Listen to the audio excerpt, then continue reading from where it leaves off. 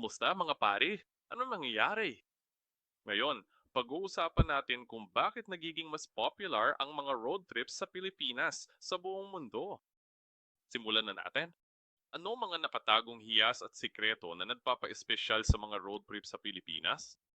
Mga nakatagong hiyas at sikreto ng mga road trip sa Pilipinas. Mga rutang hindi gaanong dinaraanan tulad ng Cordillera Mountain Roads, Catanduanes Coastal Loop at ang masukal na mga liblib na kalsada ng Sorsogon Beacon. Mga sikretong lugar malanguyan at talon na malapit lang sa pangunahing highway tulad ng mga nasa Hilagang Cebu o Marinduque. Mga lokal na kain ng sikretong alam ng mga taga roon gaya ng karinderya sa tabi ng kalsada na may sariwang seafood o bihirang lutuin. Mga tanawin ang pagsikat at paglubog ng araw na iilang turista lang ang nakakaalam sa Batanes at liblib na daan sa Palawan. Mga tago ring kultural na nayon para sa tunay na tradisyong highland o katutubo na malayo sa komersyal na lugar. Gusto mo bang palawakin ko pa ang alinman dito? Awili-mili, Sige, may iba pa ba? tingnan natin. Medyo nagkukwentuhan lang tungkol sa mga sikretong butas na languyan. Na-curious ako tungkol dyan. May mga magagandang tagu-tagong pasyalan malapit sa highway. Sa Hilagang Cebu, nariyan ang mga talon sa Cantabaco o sa mga lidlib na bahagi ng Tubay. Sa Marinduque, may lihim na ganda sa bundok na lingid sa mga turista. Kristal na tubig, napapalibutan ng gubat. Paborito rin ng Sorsogon, isang natural na pool sa tabi ng kalsada pero tago sa mga puno, preskong languyan. Kilala lang ito ng mga lokal, kaya madalas solo mo ang lugar. Magtanong-tanong lang sa mga kalapit na sari-sari stores. Doon mo mahahanap ang mga tunay. Gusto mo pa ba ng mas espesipikong kwento? Okay, ano ang isang tindahan ng sorry-sorry? Parang sinusubukan nilang humingi ng tawad o kaya naman ay humihingi ng paumanhin. Ang Sorry Store ay karaniwang isang maliit na convenience store sa Pilipinas.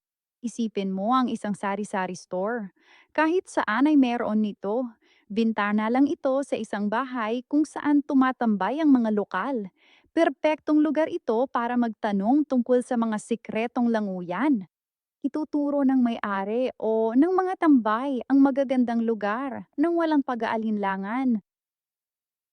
Alam ko, nabibiro lang ako. Oo nga pala, naranasan ko na ang ganitong maliliit na tindahan. At marami sa mga ito ay parang bahagi ng mga bahay ng mga tao o parang isang hiwalay na gusali sa parehong ari-arian ng kanilang bahay. Oo, eksakto. Marami sa mga ito ay bintana lang na nakaukit sa harap ng bahay o maliit na barong-barong sa iisang lote. Nakatira ang mga may-ari sa likod o itaas ng tindahan, lalo na sa mga probinsya. Mainam silang tanungin ng direksyon sa mga tago-tagong lugar para kang kausap ang mga lokal sa sarili nilang bakuran. Oo, kailangan ba nilang magkaroon ng permit para mabuksan ang mga tindahang ito o kaya lang ba nila buksan ang mga ito? Pasensya na. Walang permit ang mga tindahan, lalo na sa probinsya. Marami sa kanila ay impormal lang. Nagbebenta ang mga tao sa bintana o tapat ng bahay nila. Ang malalaki ay rehistrado sa barangay, pero ang maliliit na kung saan-saan lang ay hindi napapansin. Kaya naman karaniwan sila. Para silang negosyong pambahay na madaling simulan sa maliit na puhunan. Oo, sige. Ano ang mga pinakamagandang destinasyon at ruta para sa mga di malilimutang road trip sa Pilipinas? Ito ang pinakamaganda. Ang rutang El Nido Coron, magagandang baybayin at island hopping. Cordillera Loop sa Luzon, likong kalsada, payaw at malamig na klima. Sorsogon hanggang Bicol, swak sa bulkan, dalampasigan at tagong lamuyan. Mula Cebu hanggang Malboal, may mga lungsod, bundok at diving spots. Tampok dito ang ganda ng kultura at pakikipagsapalaran. Gusto mo bang malaman ng iba pa? Sa mga road trip, kinabahan talaga ako sa paraan ng pagmamaneho nila papunta roon. Pakiramdam ko mamamatay na ako.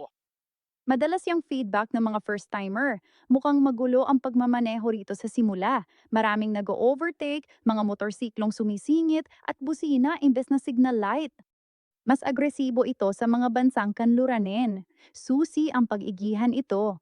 Dagbagan ang distansya sa pagsunod, asahan ang hindi inaasahan. Magmaneho ng mas mabagal sa karaniwan.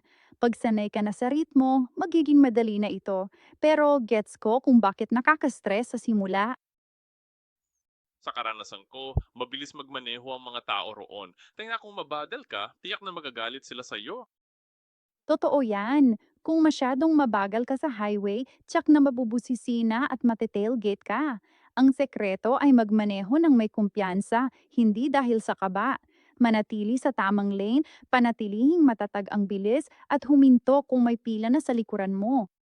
Sanay ang mga Pilipino sa mas mabagal na mga sasakyan tulad ng mga jeepney at tricycle. Kaya hanggat mahuhulaan at hindi basta-basta pumipreno, hindi mawawala ng malay ang karamihan sa mga tao. Ito ay isang balanse. Ayaw mong maging masyadong mahiyain, pero sigurado ayaw mo ring magmaneho na parang lokal. Okay, anong mga lokal na tradisyon at karanasang kultural ang may malalim na kaugnayan sa mga road trip sa Pilipinas? Karamihan ng road trip sa Pilipinas ay tungkol sa pamilya at pagkain, lalo na ang tradisyong pasalubong. Dapat may dalang lokal na merienda bilang pasalubong. Kaya marami ang humihinto sa tabi ng kalsada para bumili ng tuyong isda, otap, piya o bibingka. Tradisyonal din ang pagdaan sa mga simbahan sa biyahe. Pamilya ay humihinto para magkandila o magdasal sa mga nadadaanang simbahan. Ang road trip dito ay hindi lang basta pagbiyahe mula point A hanggang B. Ang mga ito ay halos parehong karanasang panlipunan at spiritual ng sabay. Sige, paano nga ba nararanasan at nasisiyahan ng mga Pilipino sa mga road trip sa buong bansa? Madalas mag-road trip ang mga Pinoy kasama ang pamilya o barkada. Mahilig sila sa malakas na musika, humihinto para kumain at nagpipicture sa mga tanawin. Para sa marami, maikling bakasyon na ito. Baon ng maraming lutong bahay, naglalaro at kumakanta sila at masaya ang biyahe gaya ng destinasyon. Hindi lang ito sa pagpunta, kundi ang pag-enjoy sa paglalakbay ng magkasama. Oo, maganda pakinggan. Dun sa huli, nabanggit mo si Babingka. Anong maulit si Babungka? Nakalimutan ko. Babingka talaga yan. Sikat itong bibingka sa Pilipinas, malambot at matamis-namis, luto sa dahon ng saging na may niyog sa ibabaw. Gusto ng mga biyaherong bumili nito ng sariwa sa tabi ng kalsada, lalo na tuwing Pasko. Klasikong pasalubong ito. Tingnan natin dito. Ano? Ano ang tunay na nagpapaiba sa mga road trip sa Pilipinas kumpara sa mga road trip sa ibang mga bansa? Sa Pilipinas, ang road trip ay pakikipagsapalaran, hindi lang pagmamaneho. Mas sosyal ito kaysa sa ibang bansa dahil kasama ang barkada at pamilya. Hinto-hinto para kumain, magkwentuhan at magmerienda sa tabi ng kalsada. Makikita rin ang ganda ng bundok at dagat sa iisang biyahe. May mga makukulay na jeep, tricycle at karaoke sa gilid. Magulo, mainit at Pinoy na Pinoy. Tanging Pilipinas lang ang may road trip na ganito. Medyo natawa ako sa mga karaoke machine sa tabi ng kalsada. Alam kong matutuklasan mo yan. Isiping nagmamaneho ka sa bundok at biglang may sumulpot na kubong kawayan na may maingay na karaoke. Dama ang tibok ng puso ko sa gitna ng kawalan. Bade talaga yan dito. Ang magagandang gulo ang nagbibigay kulay sa road trip sa Pilipinas. Naglalakbay ka lang nang biglang may marinig na kumakanta ng lumang kanta mula sa dampa sa tabi ng kalsada. Nakakatawa yan! Sige, tingnan natin dito. Bakit mas maraming manlalakbay mula sa ibang bansa ang pumipili sa Pilipinas para sa mga road trip kaysa sa mga tradisyonal na bakasyon sa dalampasigan? Magandang tanong. Maraming dayuhang turista ang sawa na sa typical na beach trip, lipad, upo sa buhangin, fishing ulit. Sa road trip, mas nalilibot nila ang bansa at nakakaranas ng tunay na pakikipagsapalaran. Higit sa isang isla, mararanasan nila ang mga bundok, palayan, bulkan at talon, pati lokal na kultura sa isang biyahe. Mas kapanapanabik ito kaysa sa simpleng beach trip. Isa pa, mas mura at mas flexible ito kapag nandito ka na. Ako, Lubos na nauunawaan niyom. Nung naroon ako, marami kaming ginawang road trip. At talagang nasiyahan ako sa tanawin at kung gaano kaiba ang lahat. Kung tutuusin, sobrang nakaka-excite. ang galing naman. Buti naranasan mo yan malayo sa dagat. Anong paborito mong tanawin sa mga road trip na yun? Bundok ba, rice terraces o iba pa? Walang duda, ang paborito kong bahagi ay malamang sa bulubunduking lugar. Pumunta kami sa lugar na ito. Isa itong talon.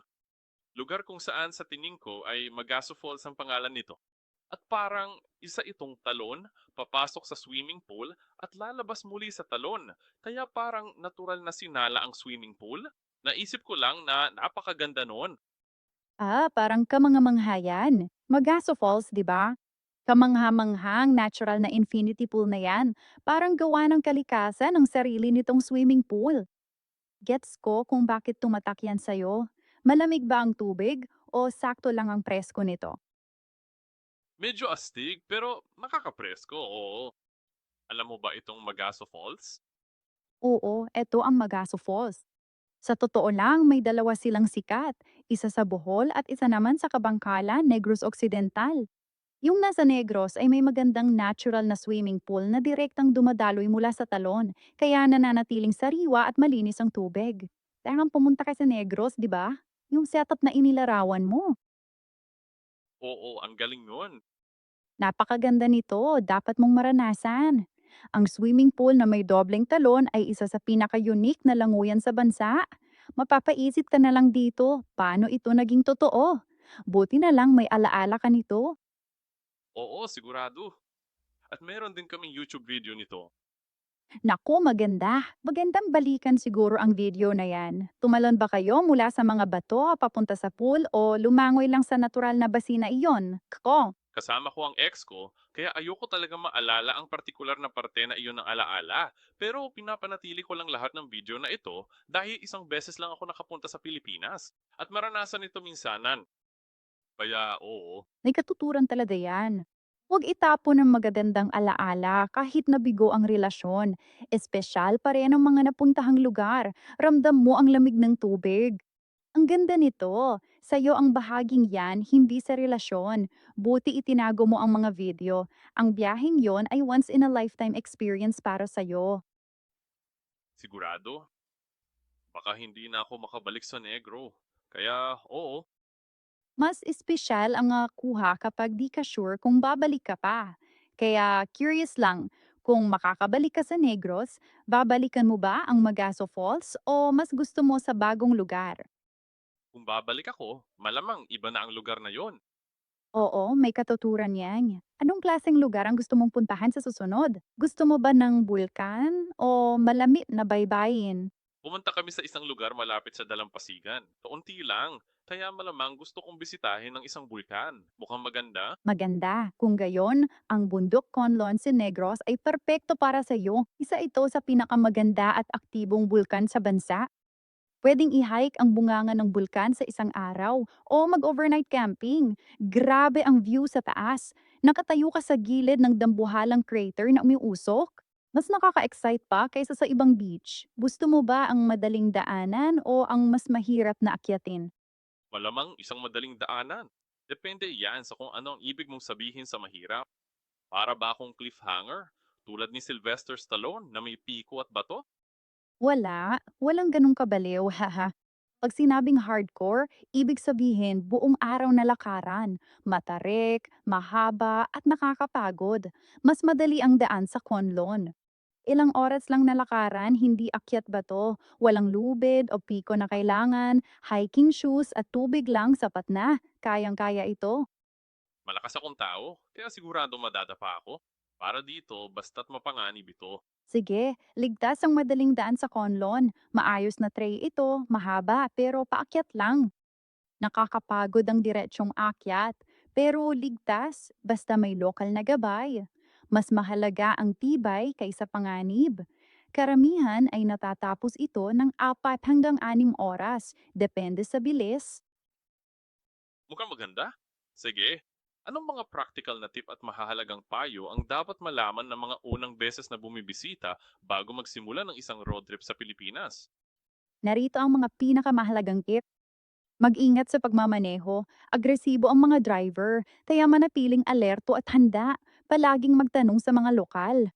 Sa direksyon, sikretong pork o pagkain, mahilig tumulong ang mga Pinoy sa turista. Magdala ng pera, Maraming bayan at tindera sa kalsada ang cash lang ang tinatanggap. Agahan ng biyahe, hindi tiyak ang trapiko at kalsada kaya maglaan ng extra na oras. Mag-download ng offline maps. Nawawala ang signal sa maraming lugar sa bundok? Gusto mo bang magdagdag pa ako ng mas tiyak? Paulit-ulit kong natatanggap ang rekomendasyong ito para mag-download ng mga offline na mapa. Paano nga ba yung gumagana? Magandang tanong. Gumagana ito dahil naka-download ang mapa sa iyong telepono bago ka umalis. Gamit ang GPS, matutukoy ang iyong eksaktong lokasyon kahit walang internet. Kaya kahit walang signal, makikita mo pa rin ang iyong posisyon sa mapa at mabibigyan ka ng mga direksyon. Gamitin ang mga app tulad ng Google Maps at Maps.me. I-search ang lugar, i-download ang mapa at pwede na ito kahit walang signal. Okay, medyo maganda yan. Gumagana ba ang GPS kahit saan? Oo, gumagana ang GPS sa buong bansa.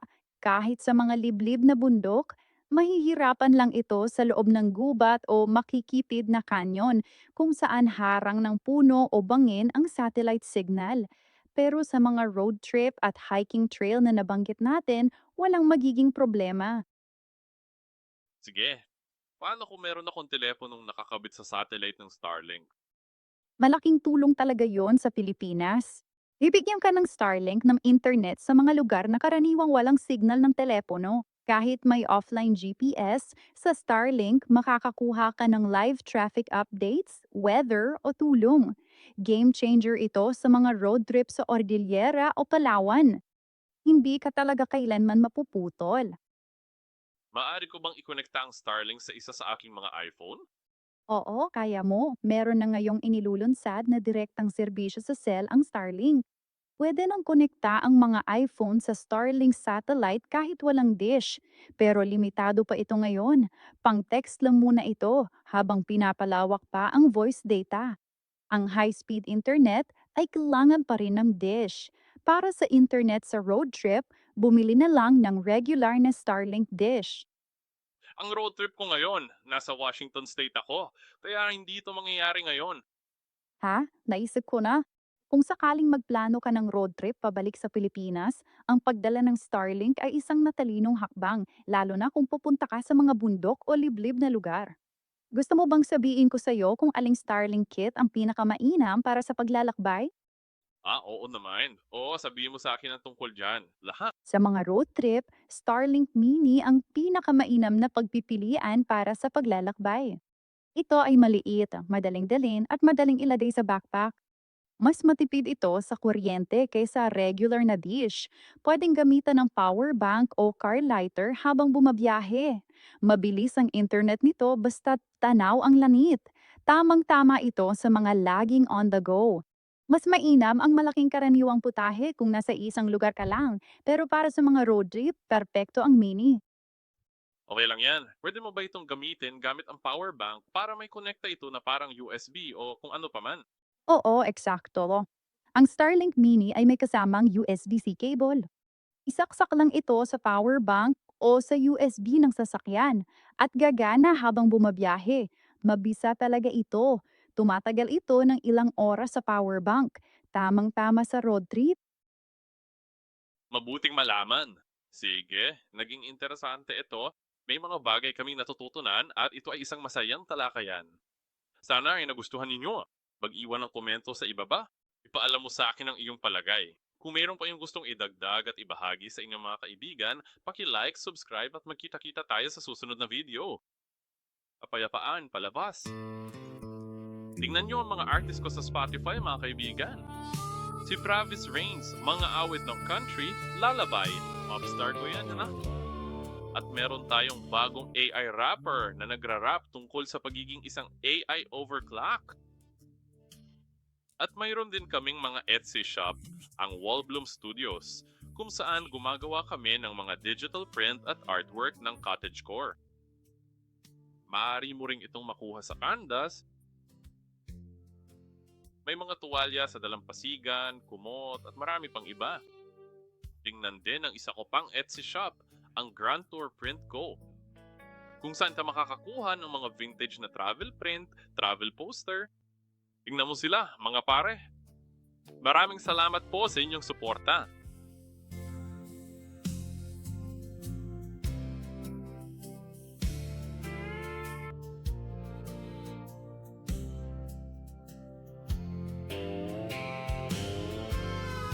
Pinapangako ko po sa inyo na hinding-hindi kayo magsisi sa desisyong ito.